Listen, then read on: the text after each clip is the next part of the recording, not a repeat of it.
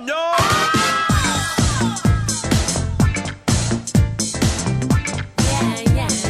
Hey everybody, it's Andy Kushner, host of The Wedding Biz. This is another episode of The Next Level in which I have a guest co-host, and together we talk about the interview of the week and discuss some of the key topics and help translate them into some specific strategies and ideas and advice for you to use for your own business.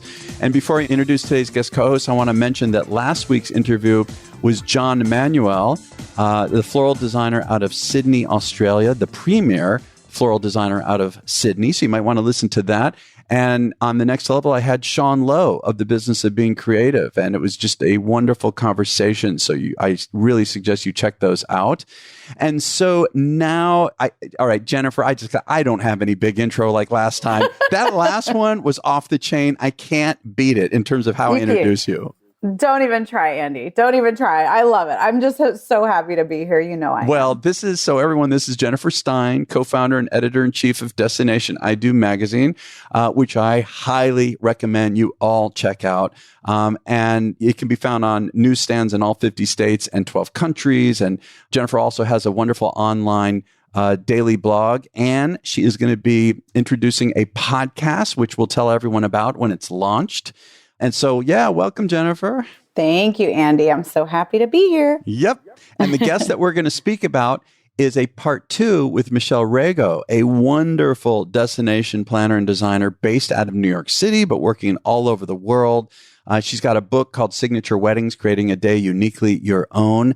And so, Jennifer, there was so much really that we could talk about out of this. You know, I want to start though, right? Like before we hit the record button, you and I were talking about how Michelle was talking about how she connects with her clients and the way that she brings in business. And, you know, I was just thinking about all the different ways of doing that. I mean, there's the different platforms of social media and email and on the phone and in person. And how do you look at this whole issue of connecting with clients and bringing in business in that way?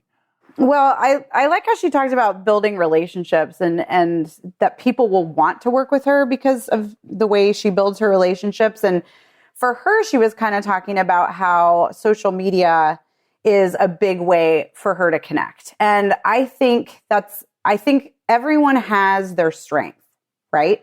So there's not any silver bullet. And I think for Michelle, social media is a great way. She's able to be authentic. She's able to be present. She's able to just kind of, I mean, she was even talking about the fact that she can book business without even meeting someone. Amazing. And that's amazing. That's great. It is. But now there are other people who are like, gosh, I just can't do it that way. Yep. But maybe they are really strong at their email, right? Like for me, I can book business just in an email. See, that's amazing. How do you do that? I think because I'm a writer and I find a way to communicate with people that connects with them. And other people are really good on the phone, right? Like I'll listen to my salespeople and I'm like, you're awesome at the phone.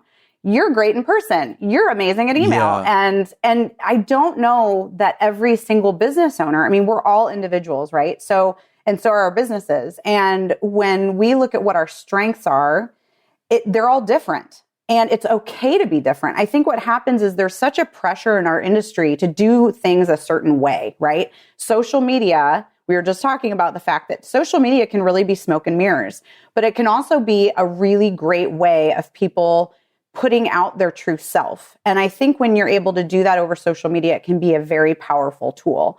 Now, other people, maybe they have a harder time. Maybe they're a little bit more shy. Maybe they're just, for whatever reason, that's just not the way they connect with other people. And that is okay. I think it's always good to have a presence there, but to just have it be your be all end all isn't necessarily, it doesn't have to be. Yeah, I think it needs to be a combination. I mean, for me, I'm not real good at social media. I mean, I'm working on it to figure out how can I translate, my personality in that way, which I would love to do. And email, sometimes I just get in trouble with email too. People can read a tone when there isn't one or can just totally misinterpret. Right. So I think it's great that you're so good in that way. For me, it's definitely, meeting in person is number one. Of course, can't always do that. So for me, talking on the phone, if I could get someone on the phone, it's going to take more of my time, but if I can get them on the phone and talk like you and I are talking right now, that's how I approach it. I don't care if I don't know someone, I'll immediately launch into something as if I know them.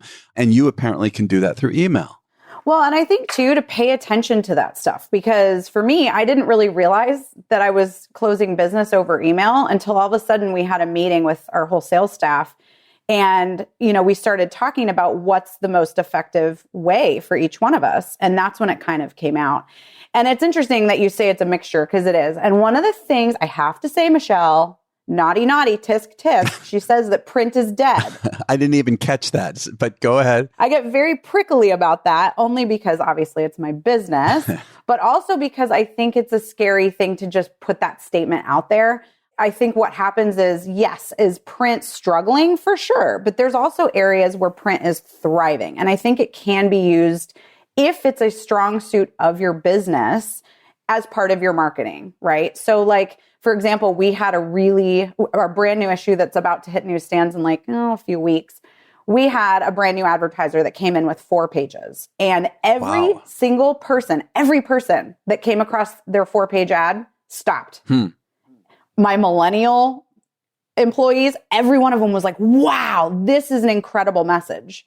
And I'm like, see, there's strength in that still. It makes people stop in their tracks. And so I think if you have you figure out what it is as a business owner that's making people stop in their tracks for you and focus on that. Yeah.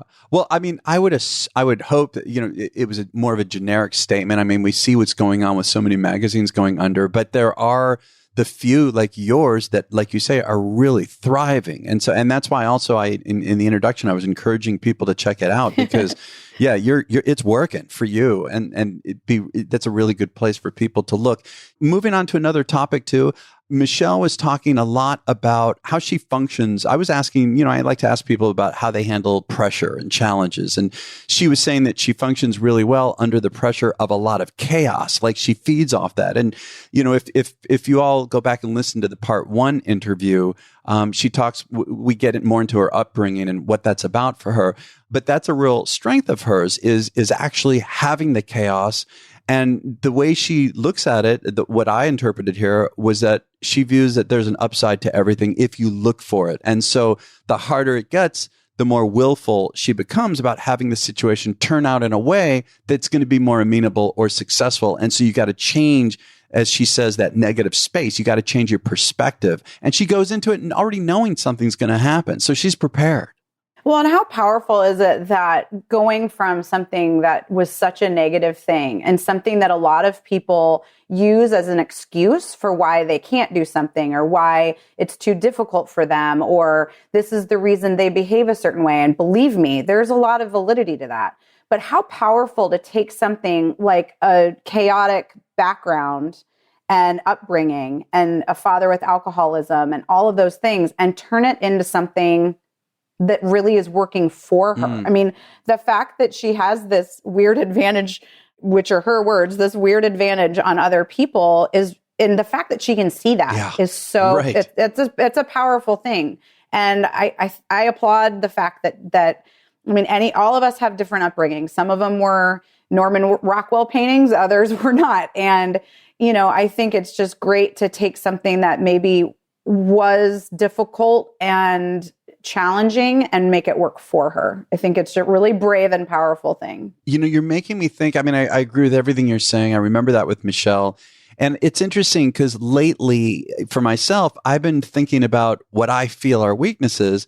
And I'm starting to change my perspective and say, well, wait a minute, these different character traits that I have, that what I consider or will judge as good and bad or in the middle, it is who I am. And so to embrace these issues with myself, and then to, again, in that manner, say, well, okay, how can I use this to a benefit? I am this certain way, I tend to ride on the edge a little bit and that kind of thing. And, but there's also an advantage to it. It allows me to take on certain risks with more empowerment, and and like she talks about not taking things personally and being able to let go. That's another aspect that I loved, right? And she was saying when you let go, it creates space for something better, and you can't anticipate what someone else is going to do. You can only be responsible for how you handle it. And we are in a leadership role.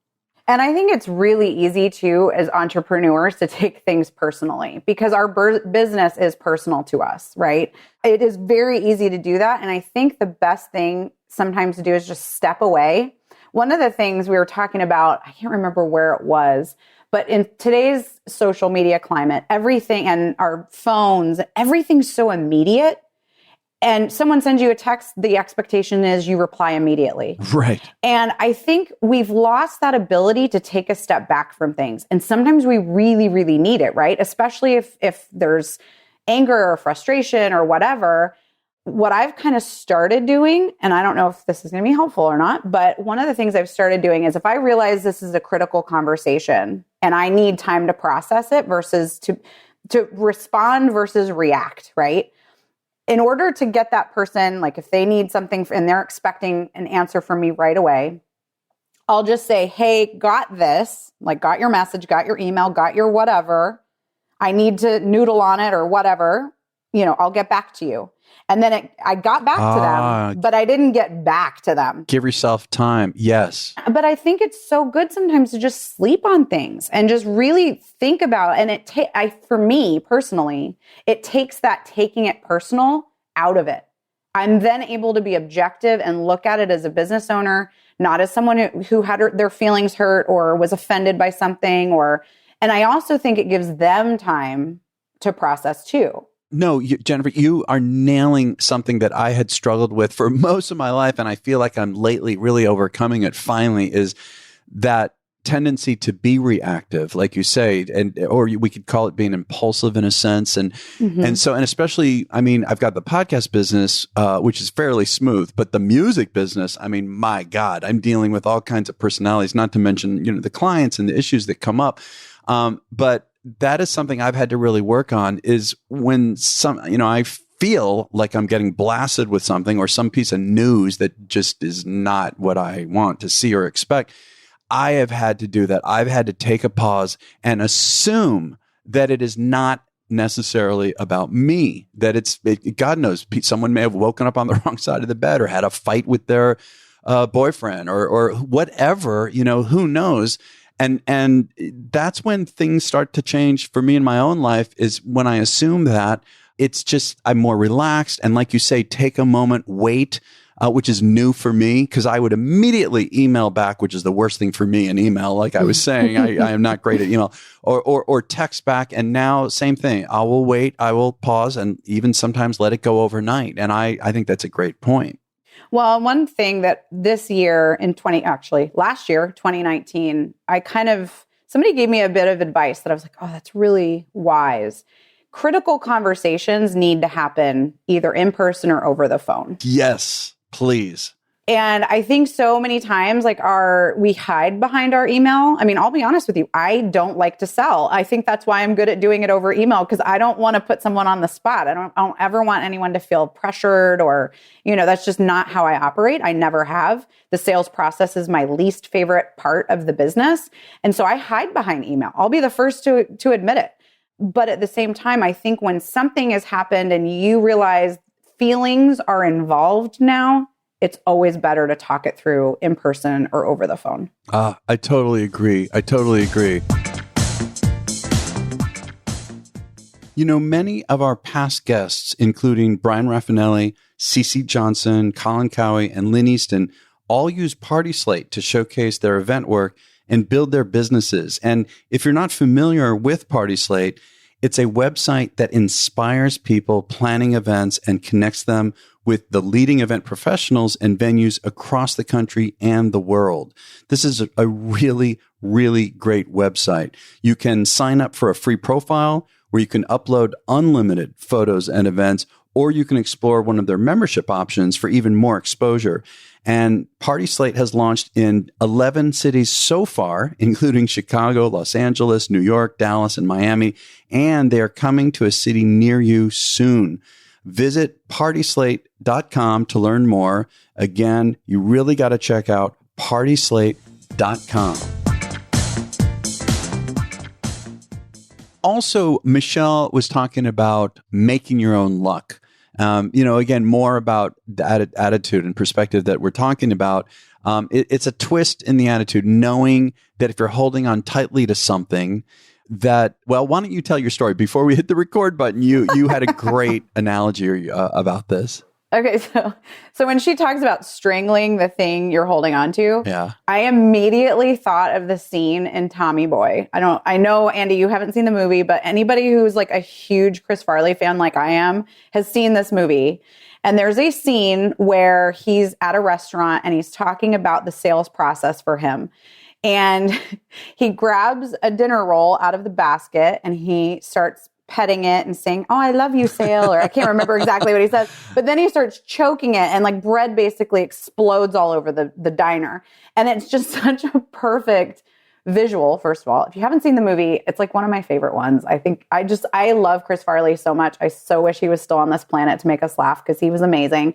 But it's a really good, like watching him in the sales process, I feel like it's all of us. Like we've all been through that at some point and, lit it on fire or choked it to death. And, the thing that Michelle talks about is, and it doesn't have to be the sales process. It can be anything, it can be anything in your business or personally.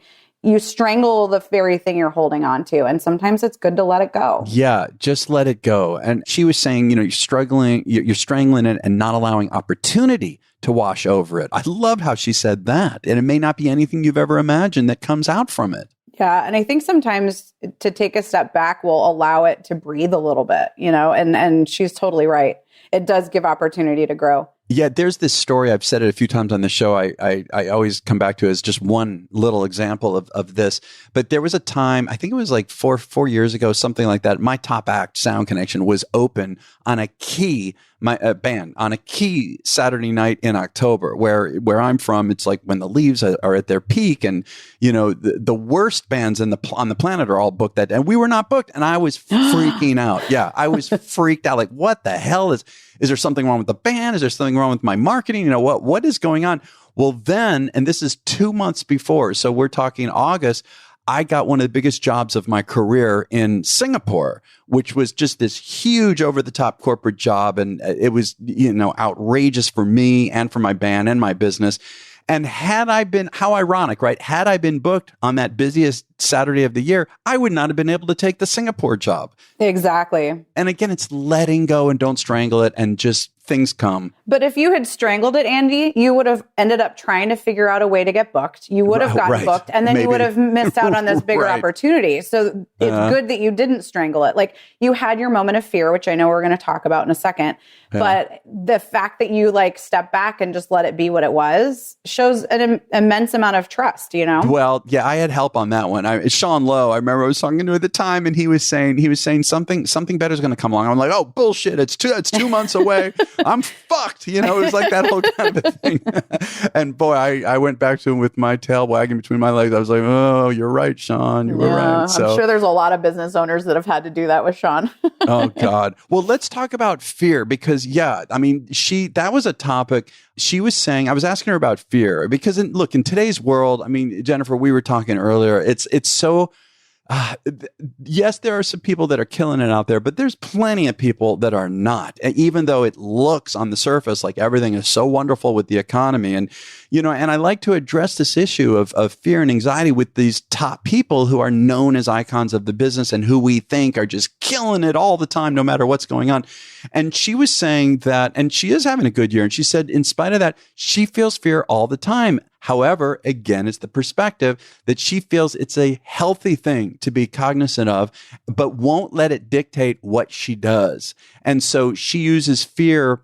She feels that fear is as powerful as anger and as joy and is a great motivator. So it's not pushing it away. It's being aware of it. And it actually is like I say, it's an incentive for her. Well, and I agree with the fact that it's a good incentive, but it can also be paralyzing. And I think you as a person need to figure out, which is it? Is it paralyzing you or is it motivating you to get to the next level? And, for me, I deal with fear all the time. And I think there's healthy fear and fear of, are we, missing out on the next job?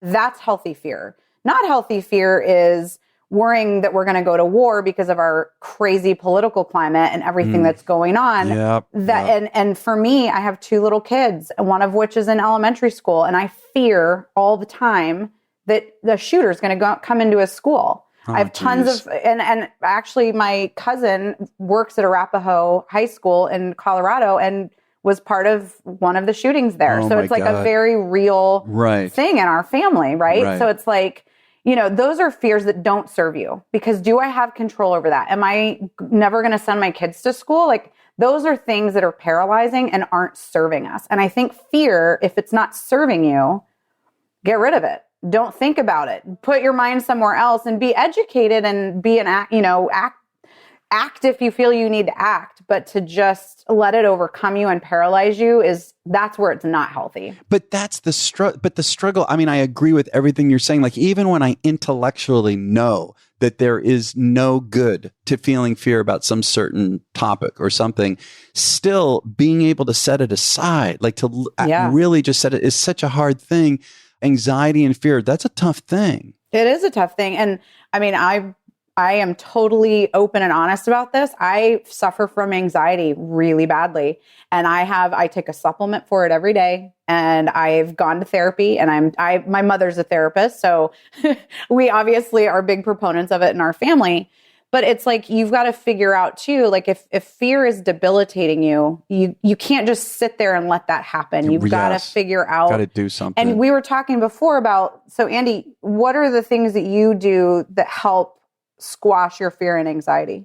Yeah. Well, I mean, therapy, I'm a huge proponent of that.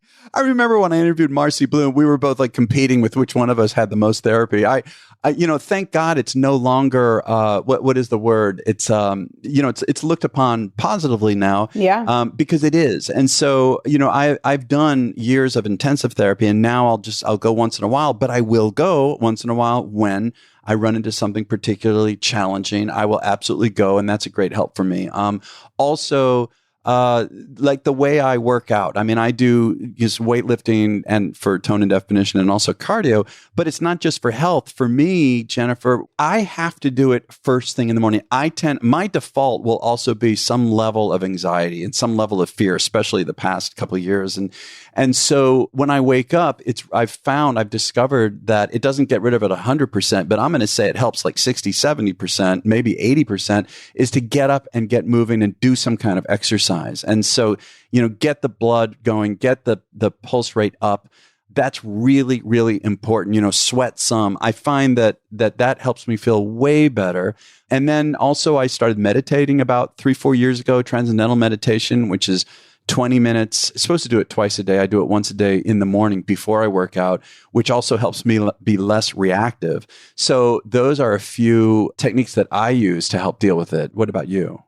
I mean, in addition to what you just said, So I want to just say that it's come full circle, because fear is motivating you. It's motivating you to get to the gym, because if you don't do it, then you're going to feel anxious. Yeah. So I kind of do the same thing. And we were talking before about the fact that we surround ourselves by people who are encouraging, and, they're really there. They're not your fan, but they want the best for you in your life. Because I think you can have fans, and those people are just constantly, bringing you up. But I think there's also got to be people who they're not impressed by you, but they want the best for you.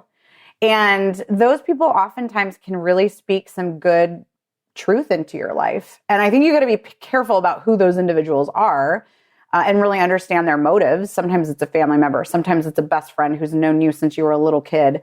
But I think I surround myself with people who, and I can identify the ones that are not those people. Yeah.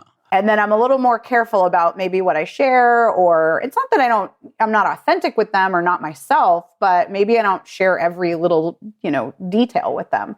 Yeah, I mean, you're talking about, in terms of the positive influence, you're talking people who love you. And I agree about doing that as well. And also people like you and I talked for, 30, 40 minutes before we started recording.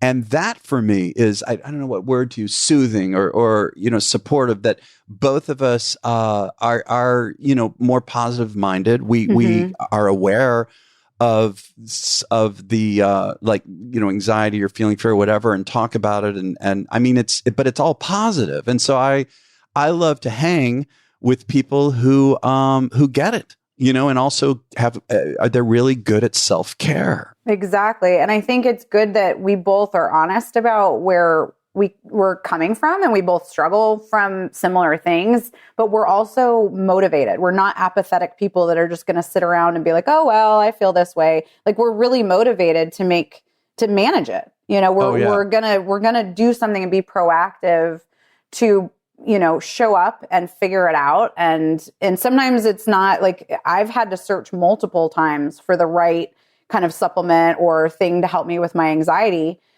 Trust me, I've been through lots of different things, and I'm like, this doesn't work, but I don't give up. I say, this is something that I have to manage. And, and same with you. It's like, you're not just going to sit back and be like, just get, snowplowed. You're going to show up, figure it out, and, do it.